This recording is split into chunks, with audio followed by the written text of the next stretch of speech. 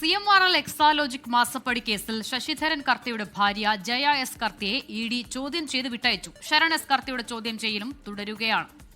വിഷ്ണു സുരേഷ് വിവരങ്ങളുമായി. വിഷ്ണു, ഏറ്റവും പുതിയ വിവരങ്ങൾ എന്താണ്?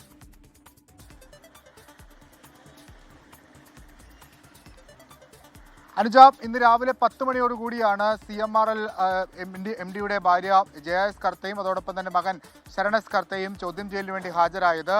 ജയ എസ് കർത്തയുടെ ചോദ്യം ചെയ്യൽ പൂർത്തിയായിട്ടുണ്ട്, അവർ വിട്ടയച്ചു. ശരണിന്റെ ചോദ്യം ചെയ്യൽ ഇപ്പോഴും തുടരുകയാണ്. ശരൺ ഈ CMRL കമ്പനിയുടെ കൂടി MD ആണ്. ആ ഒരു പശ്ചാത്തലത്തിലാണ് ഇപ്പോൾ ചോദ്യം ചെയ്യൽ നീളുന്നതെന്നാണ് നമുക്ക് മനസ്സിലാകുന്നത്. ഒപ്പം തന്നെ റെയ്ഡിനിടയിലും ശരണിൽ നിന്ന് വിവരങ്ങൾ തേടിയിട്ടുണ്ട്. എന്ത് സേവനമാണ് CMRLന് എക്സാലോജിക്ക് നൽകിയത് എന്ന ചോദ്യത്തിലാണ് വ്യക്തത വരാനുള്ളത്. അതുമായി ബന്ധപ്പെട്ട് വിശദമായി ചോദ്യം ചെയ്യൽ നടക്കുന്നു. ഒപ്പം കഴിഞ്ഞ ദിവസങ്ങളിലെ പരിശോധനയിൽ ഏകദേശം 242 അക്കൗണ്ടുകളിലായി 18 കോടി രൂപയോളം ED മരവിപ്പിക്കുന്ന സാഹചര്യം ഉണ്ടായിരുന്നു.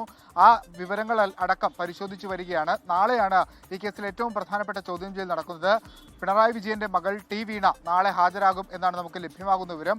അതിന് മുന്നോടിയായി കൂടി ഈ ചോദ്യം ചെയ്യലിനെ കണക്കാക്കാം. ഇവരിൽ നിന്ന് ലഭ്യമാകുന്ന വിവരത്തിന്റെ അടിസ്ഥാനത്തിലായിരിക്കും നാളെ വീണയെ വിശദമായി ചോദ്യം ചെയ്യുക. രാവിലെ വീണ എത്തുമെന്നാണ് പ്രതീക്ഷിക്കുന്നത്. ഇതുവരെ സാവകാശം തേടിയിട്ടില്ല. കഴിഞ്ഞ വെള്ളിയാഴ്ച ഹാജരാകാൻ ആവശ്യപ്പെട്ടെങ്കിലും ആരോഗ്യ പ്രശ്നങ്ങൾ ചൂണ്ടിക്കാണിച്ച് ബുധനാഴ്ച എത്താമെന്നാണ് പറഞ്ഞത്. അതിൽ പ്രകാരം നാളെയാണ് എത്തേണ്ടത്. ഈ എൻഫോഴ്സ്മെന്റ് ഡയറക്ടറേറ്റിന്റെ അന്വേഷണം 2ാം ഘട്ടത്തിലേക്ക് കടക്കുന്നു. അതിൽ ഏറ്റവും പ്രധാനപ്പെട്ട ചോദ്യം ചെയ്യലാണ് വീണയുടേത്. ഇന്നലെ ശശിധരൻ കർത്തയുടെ മകളെ ചോദ്യം ചെയ്തിരുന്നു. ഇന്നിപ്പോൾ ഭാര്യയും അതോടൊപ്പം മകനെയും ചോദ്യം ചെയ്യുന്നു.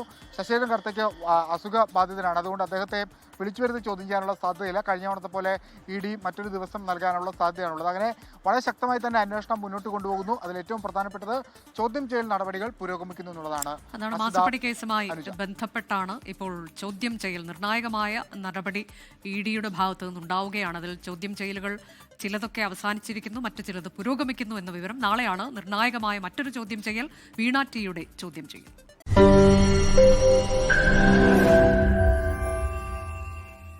ലോകത്തെവിടെയായാലും ഏത് സമയത്തും 24 വാർത്തകളും ഓഗ്മെന്റഡ് റിയാലിറ്റി പാക്കേജുകളും എക്സ്പ്ലെയിനറുകളും വിശദമായി കാണാൻ ഞങ്ങളുടെ YouTube ചാനൽ നിങ്ങൾക്ക് സബ്സ്ക്രൈബ് ചെയ്യാം.